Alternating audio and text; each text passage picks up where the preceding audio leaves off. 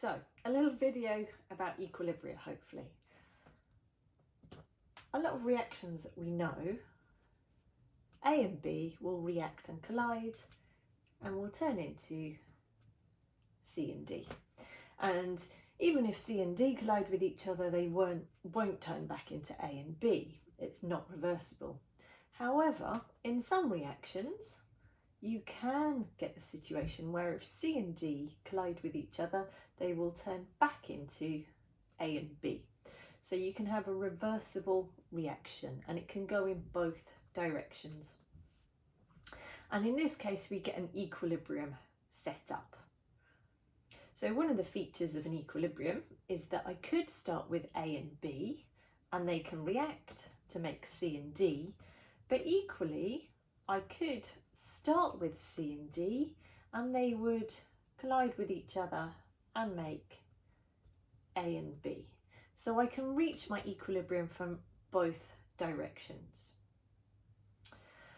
Once an equilibrium has been set up, what happens is the forwards and the backwards reactions occur at the same rate. So that's one of the really important features about a dynamic equilibrium. The forwards and the backwards reactions are happening at the same rate. And what that means is the amount of A and B and the amount of C and D stays constant, because as soon as the A and B is being used up to make C and D, it's being replenished by the backwards reaction. And although C and D is being used to make A and B, as fast as C and D are being used, it's being remade from A and B. So the concentrations of the reactants and the products stay constant. Notice I didn't use the word same, so I didn't say they stay the same. If you say that, you sometimes fall into the trap of thinking that they are the same as each other, which is not true. So it's not the case that you've got 50% A and B and 50% C and D. So the concentrations stay constant but are not the same. Another feature of a dynamic equilibria is that it can only be reached in a closed system. So if we imagine that D is a gas and everything else is liquids, if I do my reaction in a beaker, as soon as D is made, because it's a gas, it'll dissipate and disappear. And if the gas disappears, then C and D can't react to make A and B. So I can't set up my dynamic equilibria. I can't find this balance between my two reactions. Equally, if I keep adding A, say, I can't reach an equilibrium because I keep adding A. So it must be a closed system, which means nothing is added and nothing is removed. So I can draw graphs to show what's happening during an equilibrium. So the one that you'll typically see is a concentration versus time graph.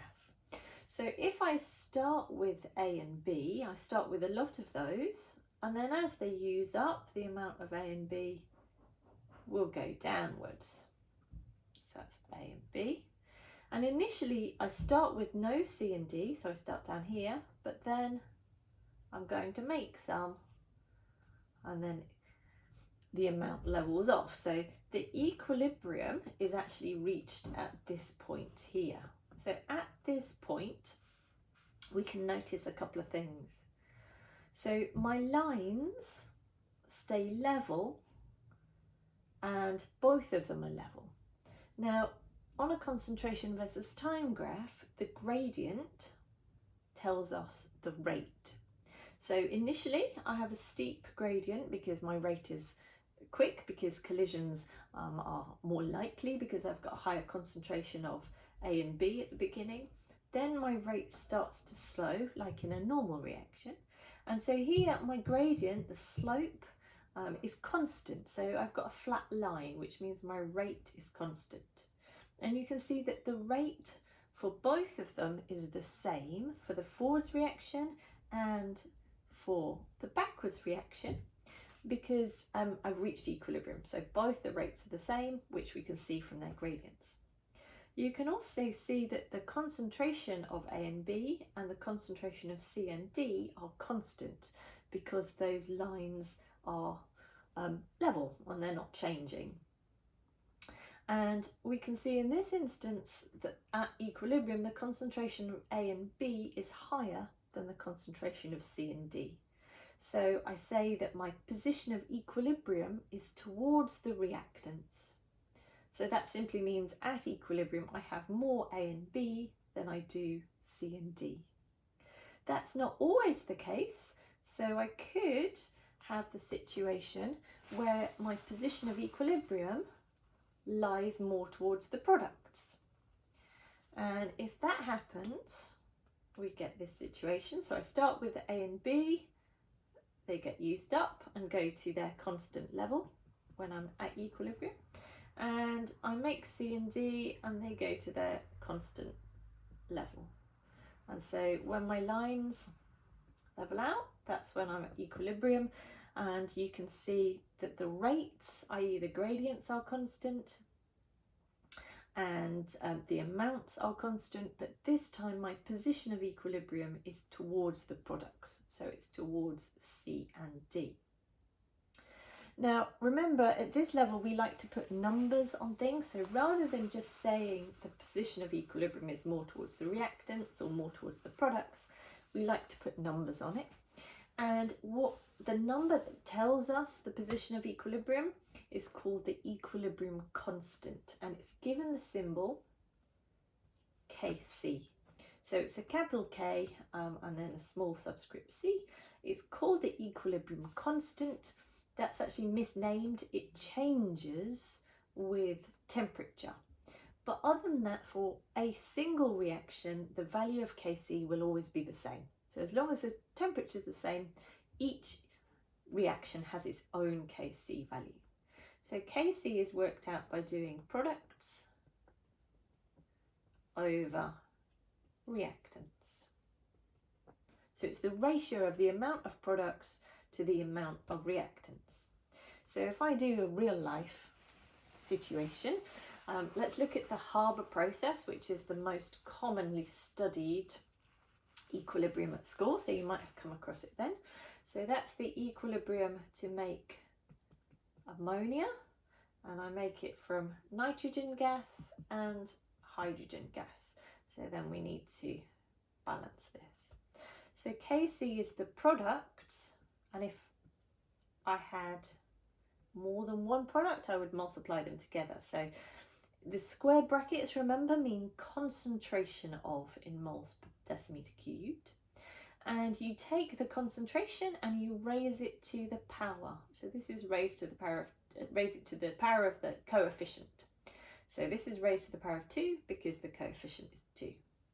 And so that's my products over the concentration of my reactants.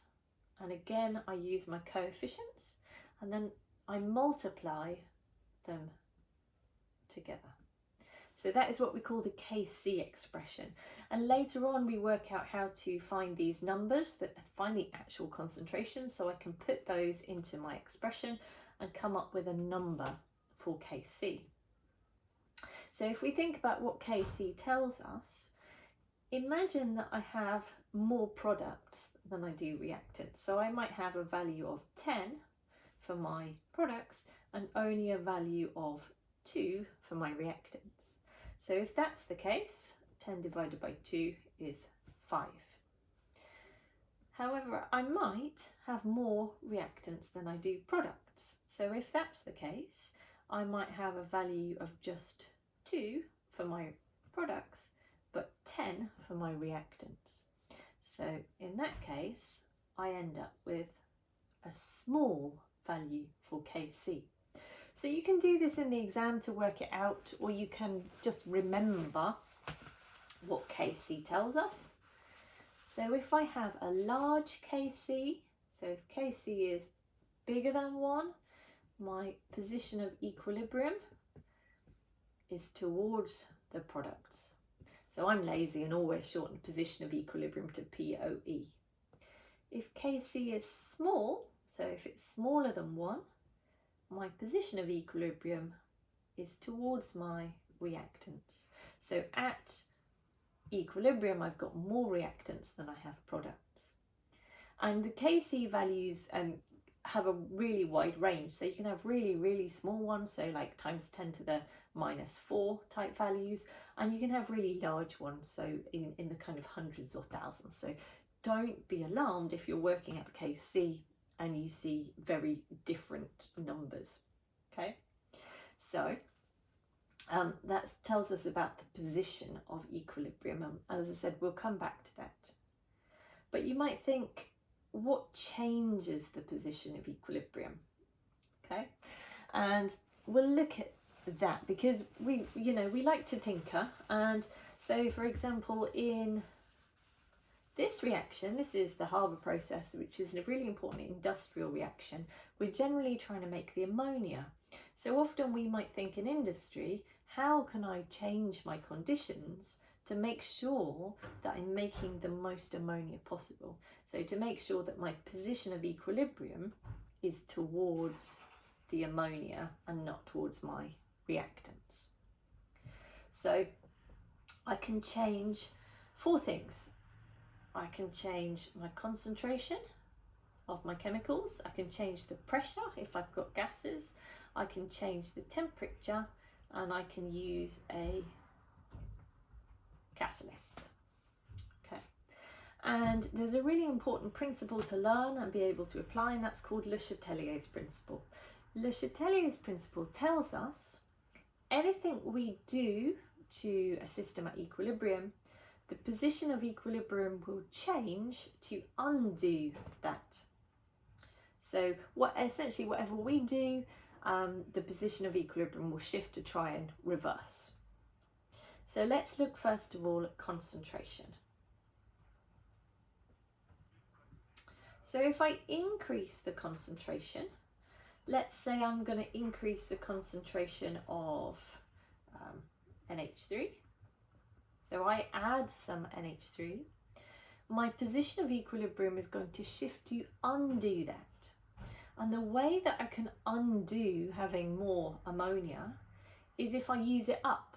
And the way to use it up is to do more of the backwards reaction. So the one that turns the ammonia into hydrogen and nitrogen. So what I say is my position of equilibrium shifts towards the reactants. So that means that temporarily I'm doing more of the backwards reaction, right? So if I increase the concentration of ammonia, the position of equilibrium shifts to the left-hand side. So you can either say reactants or you can say right and left, it's fine. Right, so I add more of that. I do more of the backwards reaction to use it up, so I say that my position of equilibrium has shifted to the left-hand side or towards the reactants. Let's say I decrease the concentration of ammonia. So if I take this away and decrease its concentration, my position of equilibrium is going to shift to reverse that. So I need to do more of the forwards reaction to make some more of it to replace what I've removed. So I say that my position of equilibrium shifts to the right hand side. So sometimes people mistakenly think of it like as a balance and a seesaw. Don't do that, you'll get it wrong, right? So just think, which reaction do I need to do more of, and whichever direction that points in is the direction that your position of equilibrium has shifted. In terms of adding or increasing concentration, that's quite easy. You can usually just put some more in, but decreasing concentration can be quite tricky.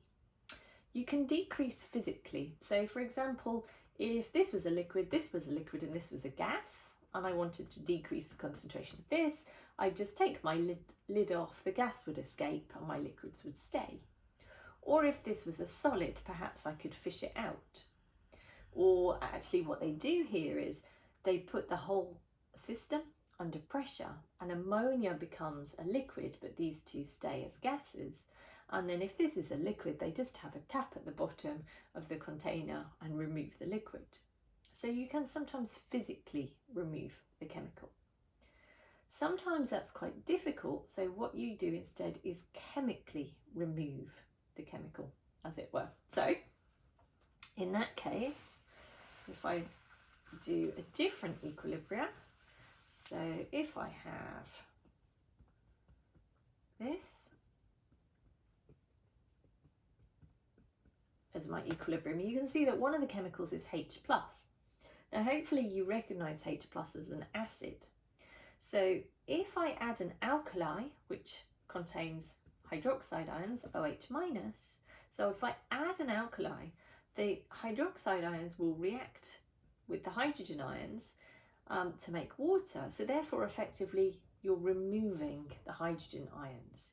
And because I remove them, my position of equilibrium will shift towards the products to replace it. So I've chemically removed that by adding something which reacts with it. Okay, so that's concentration.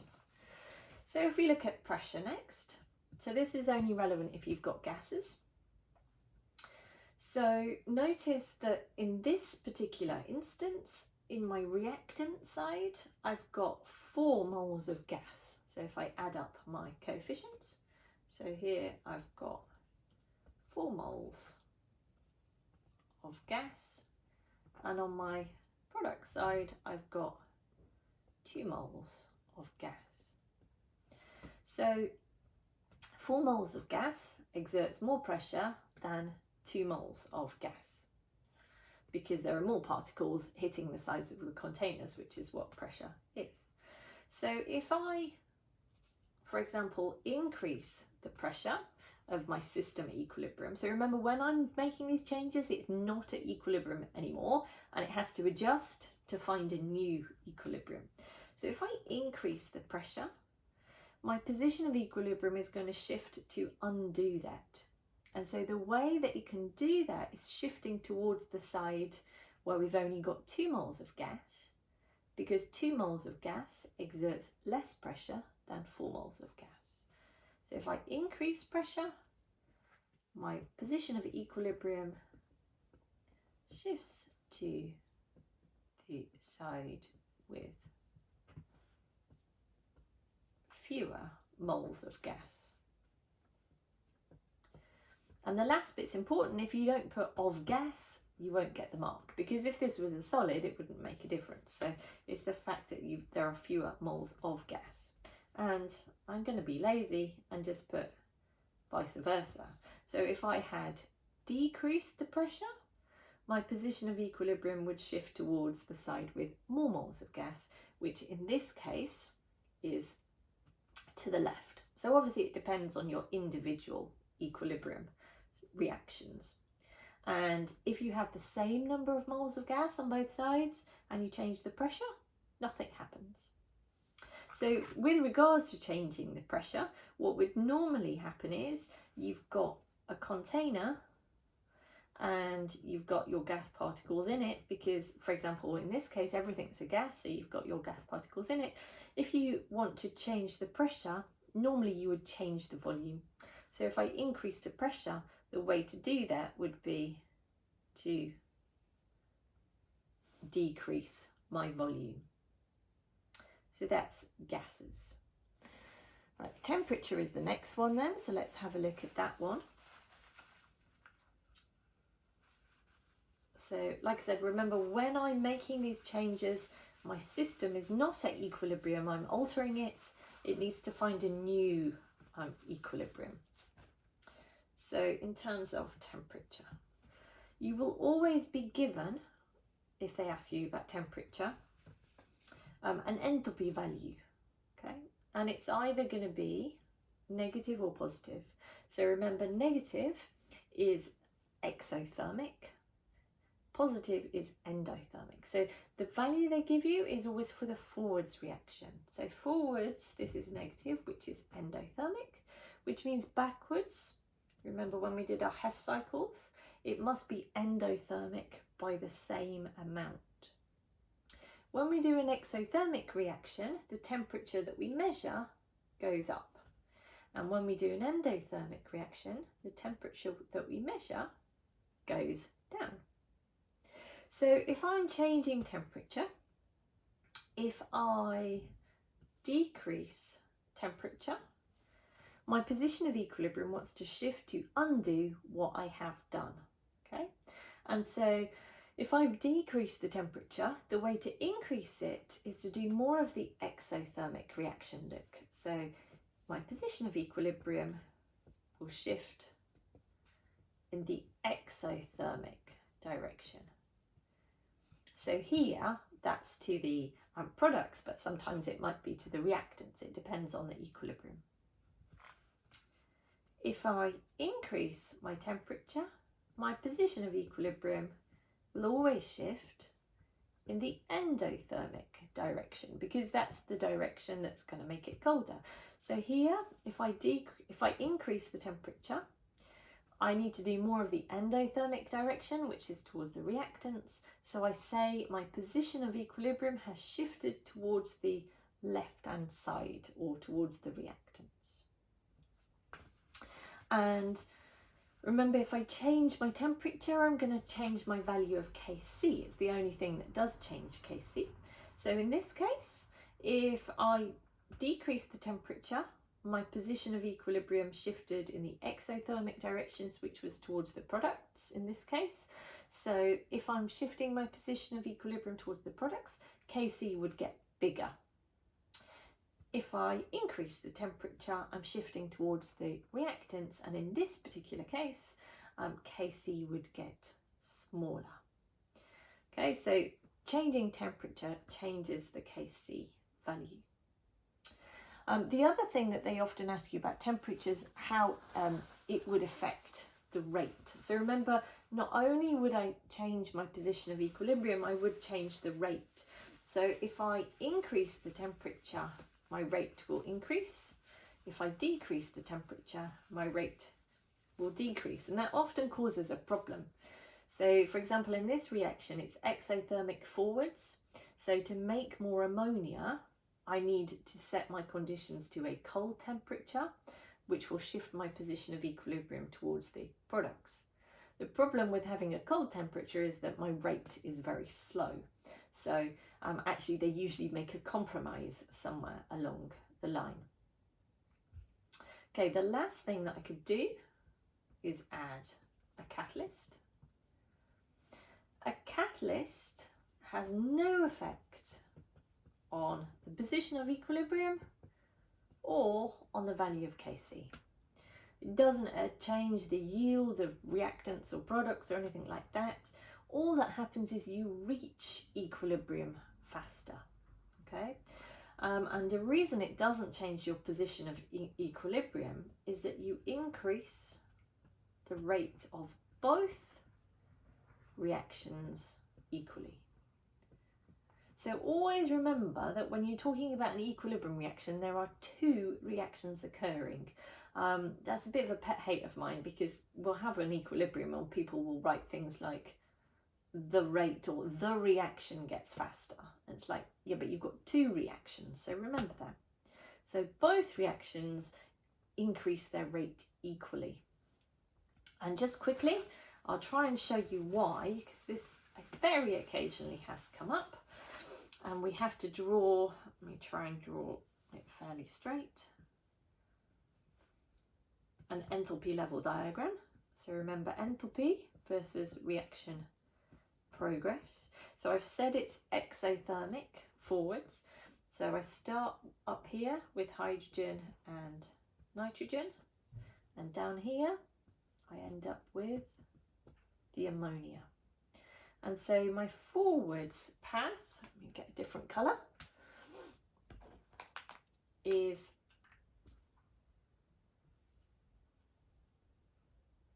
that path there. Okay, so this is my activation energy from my forwards reaction. Remember, the backwards reaction is going from ammonia to the hydrogen and nitrogen. So my backwards path is actually exactly the same path, but I would be travelling in the opposite direction, going backwards. But I start and end with the same things. So this is my activation energy for my backwards reaction. Hopefully you can see that. If I add a catalyst,